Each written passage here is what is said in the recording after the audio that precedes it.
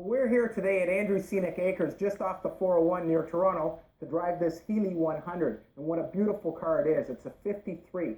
Now, in the fall of 52 at the London Auto Show, Donald Healey went about selling his new car. He was using a bunch of Austin parts already. He was using the motor, suspension, the drivetrain.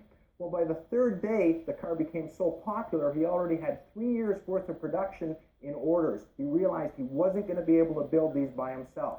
So along comes Leonard Lord from Austin and says, why don't we join forces and build this car together? And that's exactly what you have here, the beginning of Austin Healey. Now, there were 19 of these pre-production cars built. This is number 14. All 19 cars were hand-built in aluminum at the Warwick plant. The 19 cars were used for racing, for the auto shows, and for first placements. Let's take this thing for a spin, and I'll give you my impression on how these things drive. As you pull out, you realize that these cars were not big horsepower cars. They were not, the muscle car. But what they are is they're a really fun car to drive. 2.66 liter of motor, making about 90 horsepower stock.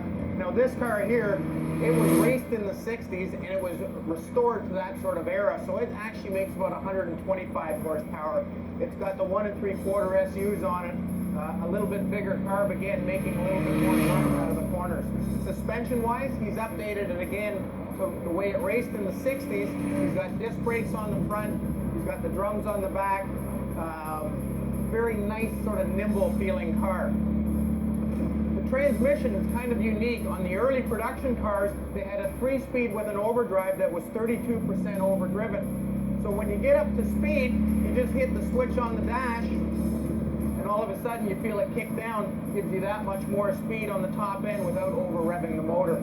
The other thing you'll notice about this car is obviously the race equipment. This car was extensively raced in the 60s. It's got the roll bar, it's got the small windscreen, it's got the buckles, it's got the Dunlop race tires. Again, makes it that much nicer to drive for daily sort of driving or taking it out to an event.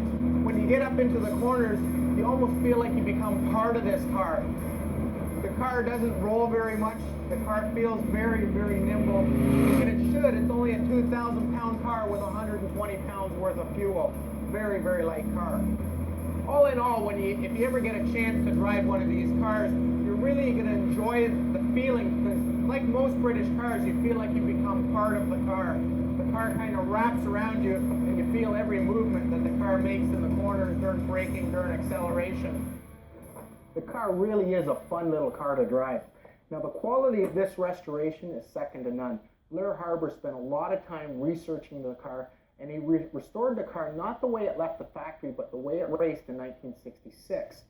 The aluminum body has really been shown off here. They didn't repaint the car. He took the loss in points when the car got judged, but it's a beautiful tribute to the body and the coach work on this car. It is just beautiful. It's straight. It's in bare aluminum, just with the stripe on it. The rest of this restoration is exactly the same, a complete ground-up restoration. Undercarriage, beautifully detailed. All the suspension painted apart, put together, very nicely detailed. Same with under the hood. Every component's been detailed. The upholstery on this car, beautiful again. They spent a lot of hours on the dash. I see the dash itself has been sanded and polished.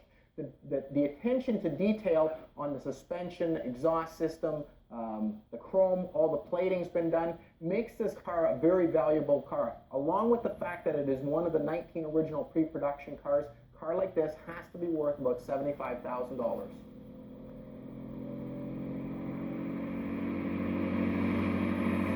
Well,